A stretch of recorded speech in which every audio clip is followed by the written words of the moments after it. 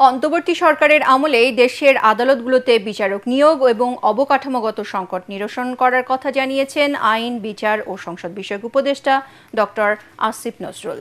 বান্দরবানে chief judicial magistrate আদালত ভবনের স্থান ও জেলা দায়রা জজ আদালত পরিদর্শন শেষে তিনি সাংবাদিকদের একথা বলেন।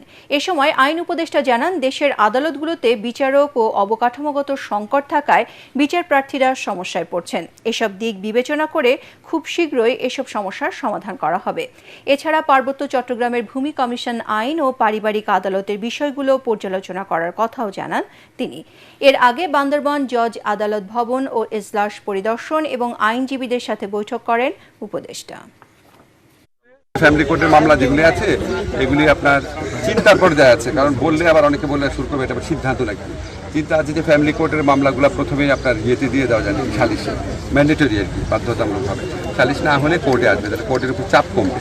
পারিবারিক আদালতগুলোকে আপনার মানে আরও অন্য ধরনের মামলা নিষ্পত্তির ক্ষেত্রে কাজে লাগানো যায় আরও বেশি করে, সেগুলি চিন্তা করে দেখছি। এগুলি কিন্তু আমরা যারা অংশীজন আছে তাদের সাথে আপনার মত বিনিময় করে সিদ্ধান্ত নিব। এখন কোনো সিদ্ধান্ত নেওয়া হয়নি, এটা প্রাথমিক চিন্তা।